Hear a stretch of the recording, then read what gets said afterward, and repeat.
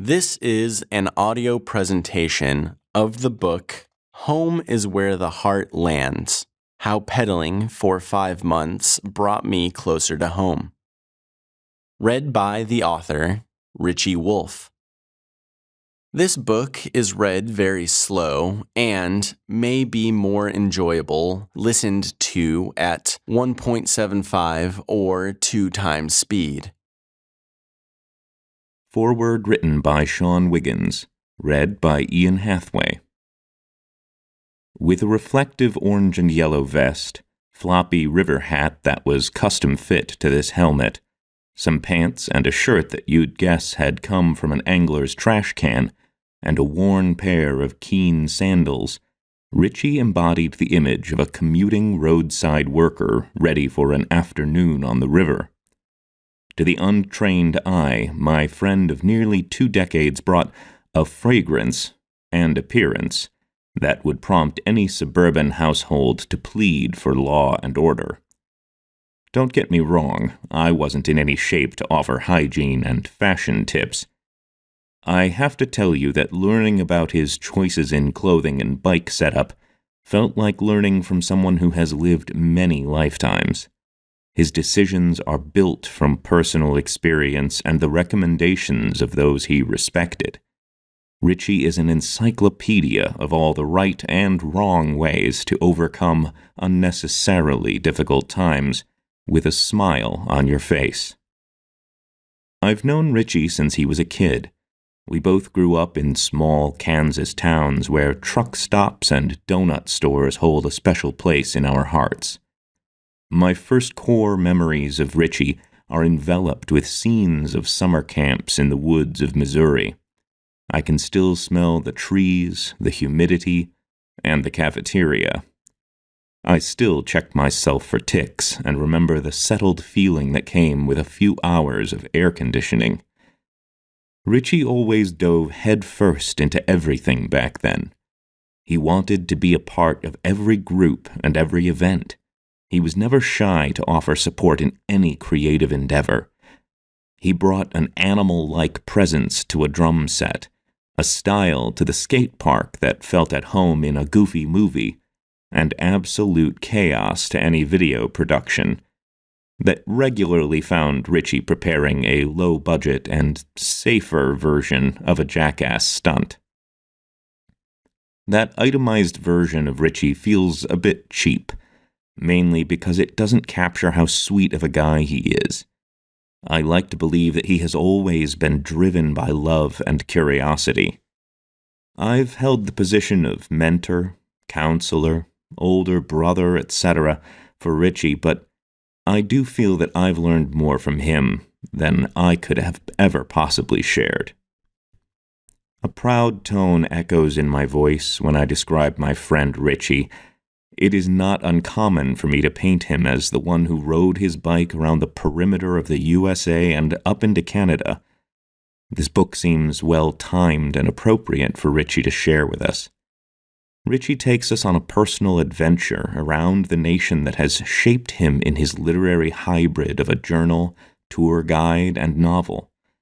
For better or worse, the debris-littered shoulders of American highways and small-town biscuits and gravy meals have carved Richie Wolfe's soul with stories that could echo for a lifetime. I've pedaled firsthand through misery alongside Richie's uncomfortably slow, yet rhythmic cadence. He rides for the long haul, and I hope you find peace in this narration of his journey. In this book, you won't find descriptions of the most luxurious bicycle setups or advanced-level cycling routes. Instead, you'll find something more approachable than that. You'll discover humble beginnings that morphed slowly over time into the 6-month solo journey around the United States. 7,000 miles are covered in a way that teaches you about the subtle mechanics needed to ensure comfort on a bicycle. He will inspire you with the mantras that a young man needs to endure mental and physical exhaustion, while also warming your heart with a passion to see this beautiful land and its human inhabitants up close and personal. This text welcomes readers curious about the highs and lows that typically follow our deepest passions. Richie is unique because he is one of the few who has lived his dreams and doesn't seem ready to hang up his vest. The story isn't pretty, but it is authentic. For me, that makes it all the better and helps to settle the chaos that fills my newsreel these days. I've been on many adventures with Richie, and maybe you have too. But sitting with this story reminds me of the richness of my own life and the capacity I still have for dreaming. I can personally relate to the way discomfort follows his honesty. Humble Beginnings.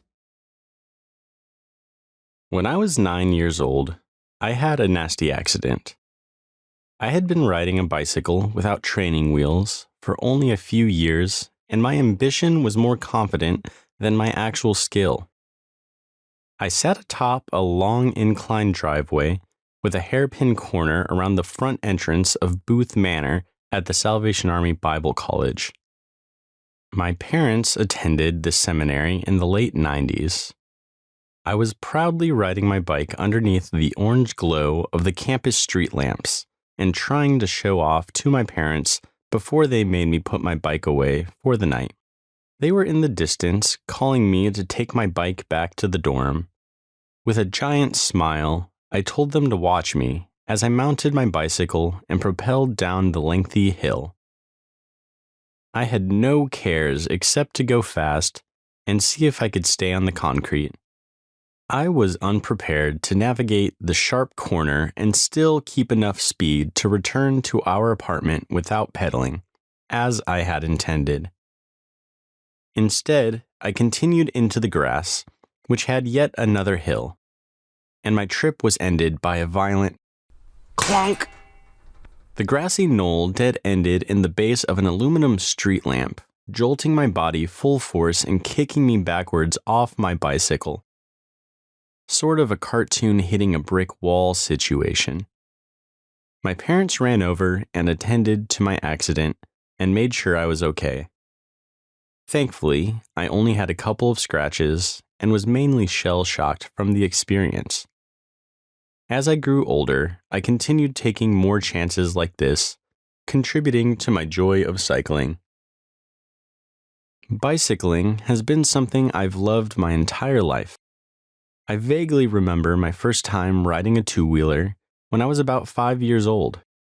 I lived in a suburban town in Wisconsin, and by the time I was 8, I would explore my neighborhood to seek out imaginative adventures in housing development construction zones.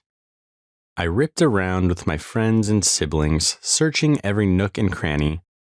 I learned my sense of direction by getting lost and figuring it out, as long as I was home by dark. My folks were usually too busy to drive me all over town, so I figured I could load my backpack and use my bike to get where I wanted to be. A couple of times a week, my mom gave me cash to grab a gallon of milk for the family and an oatmeal cream pie at the gas station down the street. I would hang the milk on my handlebars as I ate my snack and cruised home. As I grew into high school, I still enjoyed cycling as a practical means of transportation. It saved me gas money, and I got a little exercise, save the planet, or whatever my high school brain told itself. In 10th grade, I read the book A Million Miles in 1,000 Years by Donald Miller, and his journey across the country inspired me, though I never considered that I may be capable of such a feat myself. In my senior year, I saw a poster promoting the Bike for MS fundraiser in Topeka, Kansas. The ride required cycling 100 miles in one day or a century in cycling terms. It sounded like a fun challenge, even though previously I'd never ridden more than 20 miles in one go. To me, the bigger challenge was raising the required $250 donation to be allowed to ride. I trained through the whole summer and moved out to Kansas City after graduating high school. In September of 2009, I successfully rode the 100-mile loop. It wasn't without a few debilitating Charlie horses, but I survived. This ride propelled me into the next stage of my cycling career. In 2011, I dreamt about the next adventure and decided to plan my first bike tour. There used to be a massive 2-week music festival called Cornerstone that happened near Bushnell, Illinois every year. 2 of my friends' bands were set up to play the festival that year, and I figured what better way to spend 2 weeks than to ride to Illinois. I called my sister Leah, who was not an avid cyclist, and asked her, "What would you think about buying some bike gear and riding to Illinois with me to visit the boys?" She was apprehensive, yet ecstatic about the idea. So the training started that spring. In July 2011, we rode 300 miles to and from the festival. We got hardly any sleep. We were sweaty and sore. Rain ruined our bedding.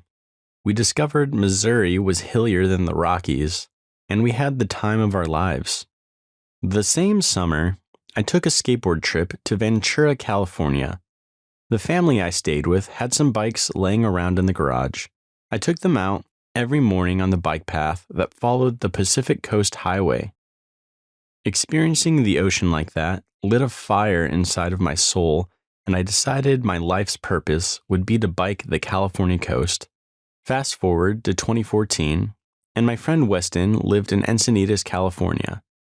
I saw pictures on Facebook of him taking long rides for fun, so I asked him if he wanted to join me on this quest down the coast. Not only did he join the team, but he also convinced 2 of his Philadelphian skateboarder buddies to come along. Weston, Chris, Dan, and I rode 550 miles from San Francisco to Encinitas in 8 days.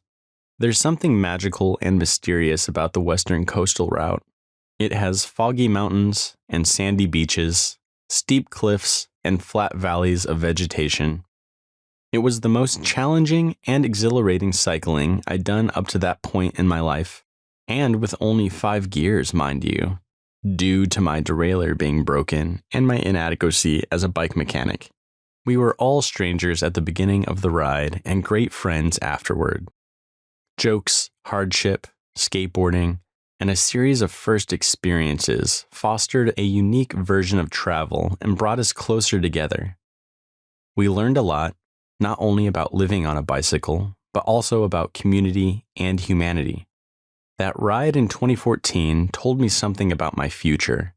I needed to explore more. What else could I learn about myself, about people, about life? I knew I had to do something bigger, way bigger. I had to do the biggest ride I could think of. I had to ride my bike across the United States and fulfill this longing for adventure I'd seemed to be working up to my entire life. This book is a collection of thoughts, experiences, and struggles during my 6-month journey circumnavigating the United States by bicycle. I journaled daily and wanted to capture the spirit of being on the road in these writings. I offered day-by-day accounts, essays, and colorful humor in hopes that you would consider taking a bike trip yourself. Travel to the unknown only to figure it out and let yourself grow through the adventure. I hope you enjoy it. Warning. This book contains ass, bro bonding, C-stores, dicks, euphoria, F-bombs, great gals, hell yes, incredible views, jokes, carnival clowns, light fare, meditation, nonsense, opulence, poop pranks, query, road rash, sanctity, tumultuous conditions, UV rays, very sad, whimsy, exhibit tracks, and zany fun-loving adventure.